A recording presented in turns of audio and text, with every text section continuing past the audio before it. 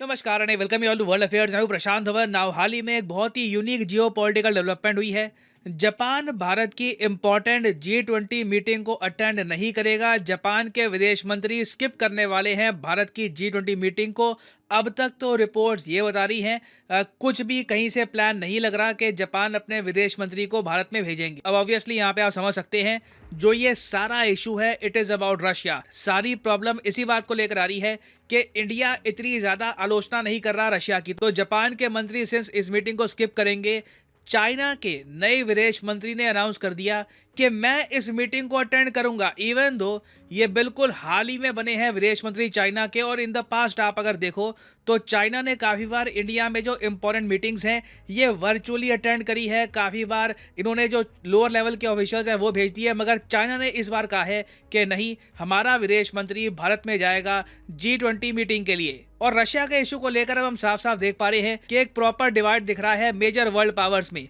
एक तरफ US, European countries, Japan है, दूसरी तरफ इंडिया, रशिया, चाइना आपको दिखेंगे। इसका मतलब ये मत समझ लेना कि क्वाड टूट गया या फिर इंडिया की जो पार्टनरशिप है यूएस या जापान के साथ टूट गई, जापान हमको लोन देता है उसका क्या हुआ, वो सब इससे इतना इम्पैक्ट होगा नहीं। मगर हाल ही में मेजर डेवलपमेंट्स हुई हैं जिनके बारे में आपको पता होना चाहिए। तो डिस्कस करते हैं इस टॉपिक को इन डेप्थ। मगर आगे बढ़ने से पहले आपसे पूछूंगा एक क्वेश्चन ये है कि हाल ही में हमारे देश के पीएम ने एक बहुत ही इंपॉर्टेंट एयरपोर्ट शिवमोगा एयरपोर्ट को किया है इनॉग्रेट।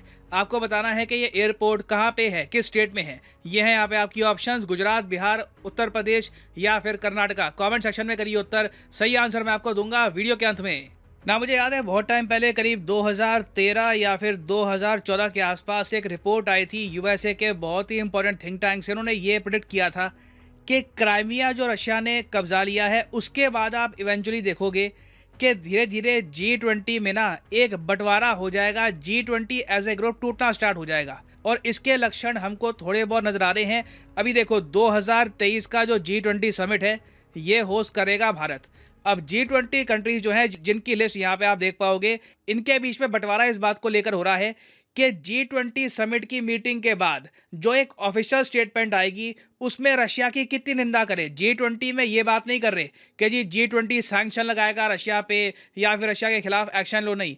अभी बात ना सिर्फ भाषा पे हो रही है कि ऑफिशियल स्टेटमेंट पे क्या लिखे। रशिया को बोल दे कि ये अग्रेसर है, ये बहुत गलत काम कर रहा है, वॉर चल रही है यूक्रेन में। जो ये अग्रेसिव स्टेटमेंट्स हैं क्या ये ऑफिशियली हम राइट डाउन कर दे, इसको लेकर ना जो G20 ग्रुप है जिसमें बाय द वे आप अगर सोच कर देखो तो आपको G7 देश भी मिलेंगे।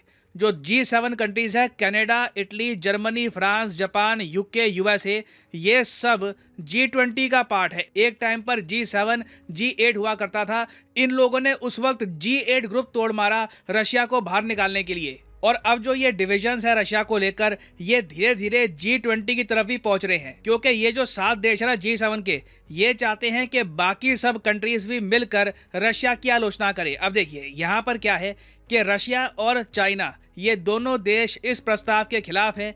बाकी बहुत सारे देश जैसे कि इंडिया, टर्की, उसके अलावा इंडोनेशिया, इवन मैक्सिको, ये सब देश न्यूट्रल है।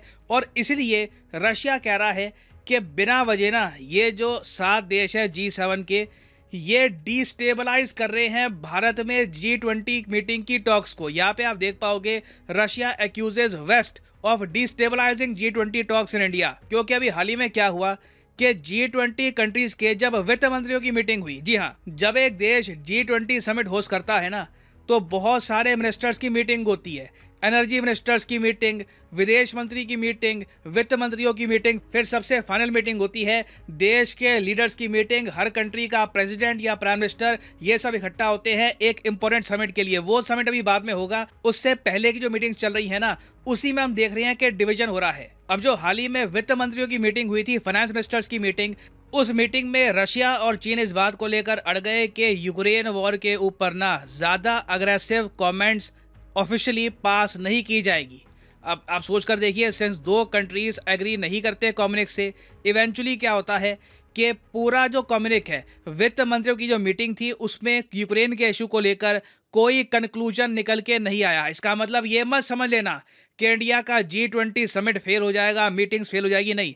बस यूक्रेन के इशू को लेकर सहमति नहीं बन पा रही। बाकी इश्यूज को लेकर चाहे बाकी कंट्रीज का जो कर्ज है वो माफ करने का इशू हो या विमेन एम्पावरमेंट का इशू हो या वेरियस और टॉपिक्स हो, वहां पे बात चल रही है। G20 मीटिंग्स में काफी प्रोग्रेस भी हो रही है, मगर यूक्रेन के इशू को लेकर ना कहीं भी एक कंसेंसस हम डेवलप नहीं कर पा रहे। मगर यूक्रेन का मुद्दा देखिए पश्चिमी देशों के लिए इतना बड़ा है कि एक बार को ये बाकी टॉपिक्स पर कम फोकस करके सिंपली एक ही जगह ज्यादा एम्फोसिस दे रहे हैं, यूक्रेन वॉर पर। हाल ही में फ्रांस ने भी इंडिया में प्रेशर डालना स्टार्ट कर दिया। ये कहा कि जो ऑफिशियल कम्युनिक होगा उस पर हम भी साइन नहीं करेंगे जब तक यूक्रेन वॉर की आलोचना नहीं होती। और अब जापान की तरफ से आवाज ये आ रही है कि वित्त मंत्रियों की मीटिंग में कुछ निष्कर्ष निकल के आ नहीं पाया। अब जो विदेश मंत्रियों की मीटिंग होगी ना उसको तो जापान अटेंड ही नहीं करेगा, क्योंकि यहाँ पे रशिया के खिलाफ ज्यादा अग्रेसिवली स्टेटमेंट्स नहीं दी जा रही। क्योंकि देखिए वेस्ट का जो मीडिया है वो काफी बार ये भी कह चुका है कि इंडिया ने ना यूक्रेन वॉर को रीब्रांड करने की कोशिश करी। इंडिया ने बड़ी कोशिश करी कि यूक्रेन वॉर को G20 समिट के दौरान ना हम वॉर बोलेंगे ही नहीं, हम बोलेंगे जी ये चैलेंज है, ये क्राइसिस है, यूक्रेन क्राइसिस, यूक्रेन चैलेंज के बारे में बात करते हैं। पश्चिमी देश कहते हैं नहीं जी कोई चैलेंज नहीं, कोई क्राइसिस नहीं, it is a war, Russia ने अटैक किया यूक्रेन पर। नाउ प्रॉब्लम देखो ये है, वेस्ट का जो स्टांस है ना ये एब्सोल्यूटिज्म वाला है कि मेरी चलेगी मेरी सुनो, नहीं तो बिल्कुल हम किसी की बात मानने को तैयार नहीं है। जबकि डिप्लोमेसी में काफ़ी बार आपको थोड़ा बहुत एक एडजस्टमेंट लेके चलना पड़ता है। यूएसए ने ये बात खुद एडमिट करी है कि अगर भारत और चीन ने रूस पे दबाव ना डाला होता तो रूस अब तक न्यूक्लियर वेपन्स यूज कर चुका होता। ये बात एंथनी ब्लिंकन ऑन रिकॉर्ड कह चुके हैं। तो इंडिया चाइना का देखिए काफी पॉजिटिव इंपैक्ट रहा है यूक्रेन वॉर में अभी तक, नहीं तो सिचुएशन काफी खराब हो सकती थी। तो इसलिए शायद पश्चिमी कंट्रीज को समझना चाहिए कि इंडिया कहीं से यूक्रेन का दुश्मन नहीं है। हम ये नहीं चाहते कि यूक्रेन का नुकसान हो, बट इन दी एंड अगर बैठ के बात करनी है तो कहीं ना कहीं कुछ एडजस्टमेंट करनी होगी, किसी को अपने स्टांस में सॉफ्टनेस दिखानी होगी। मगर देखिए जो बाइडेन का ना एक क्लियर एजेंडा है, चाहे ब्लिंकन कुछ भी बात एक्सेप्ट कर ले, जो बाइडेन का एक क्लियर एजेंडा है G20 देशों में से ना आज नहीं तो कल रशिया को ये बाहर निकालना चाहते हैं। इस समिट में नहीं, अभी कुछ साल लगेंगे, मगर टारगेट ये है। देखो G20 जो ग्रुप है ना, इस ग्रुप में आपको दुनिया की 20 लीडिंग इकोनॉमीज मिलेगी, जैसे कि जी ब्राज़ील, साउथ कोरिया, मेक्सिको, ये फ्रांस वगैरह, ये दुनिया की लीडिंग 20 इकोनॉमीज हैं। ये सब G20 का पार्ट है। बहुत ही सिंपल है। जो बाइडेन का प्लान ये है कि रशिया पे इतने सैंक्शन लगाओ, इनकी इकोनॉमी को इतना बर्बाद कर दो कि इनकी इकोनॉमी गिर गिर के ना टॉप 20 से बिल्कुल बाहर हो जाए। ना क्या ये पॉसिबल है? बहुत मुश्किल है, क्योंकि अभी रशिया की जो इकोनॉमी है ये $2 ट्रिलियन के ऊपर की है। तो अगर रशिया को बाहर निकालना है तो जो तुर्की की इकोनॉमी है उससे भी नीचे लाना पड़ेगा इनको, मतलब कि $800 बिलियन से भी कम की इनकी इकोनॉमी होनी चाहिए, जो मुझे लग रहा है बहुत मुश्किल होगा। ये हासिल करने के लिए देखो यूएसए को बहुत सारा सपोर्ट चाहिए इंडिया का, कि इंडिया बिल्कुल रशिया से व्यापार करना बंद कर दे, तेल परचेज करना बंद कर दे, ना हथियार परचेज करे, बिल्कुल रशिया के साथ हम रिलेशंस तोड़ दे। इवन कुछ हद तक चाइना भी रशिया पे प्रतिबंध लगाए तो जाके हो सकता है कि बाइडेन का जो सपना है रशिया को G20 से बाहर निकालने का ये साकार हो सकता है। नहीं तो उसके बजाय देखो वोटिंग से ये हो नहीं सकता, क्योंकि कई देश इस प्रस्ताव को ब्लॉक कर देंगे।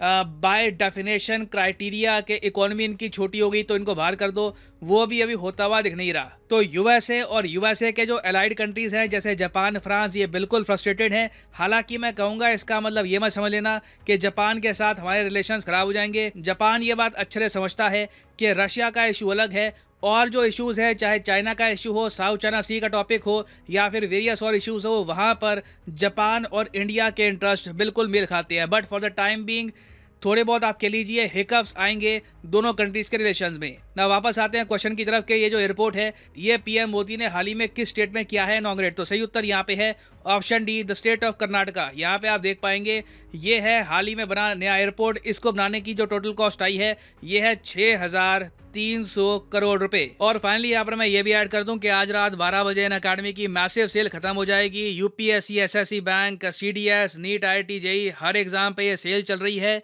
तो आप परचेज कर सकते हैं ये कोर्स हैवी डिस्काउंट पे बिफोर 12 o'clock टुनाइट। तो अगर मान लीजिए हाइपोथेटिकली स्पीकिंग आप बैंक एग्जाम की तैयारी कर रहे हैं, कमेंट सेक्शन में जाओ, यहाँ पे बैंक का लिंक आपको मिल जाएगा और यहाँ पे आप परचेज कर पाएंगे अनअकैडमी का बैंक कोर्स। बट जो प्राइसेस यहाँ पर लिखे हैं ये पे करने की जरूरत नहीं है, सिंपली यहाँ पर कोड यूज करो PD10 और अपने आप देखोगे कि प्राइस गिरना यहाँ पर स्टार्ट हो जाएंगे। The prices will start falling. आपको 4 महीने एक्स्ट्रा भी मिलेंगे अपने कोर्स पे। तो use the code PD10 and save money. So इसी नोट के साथ ये है वीडियो का अंत। Thank you for listening and as always God bless you all.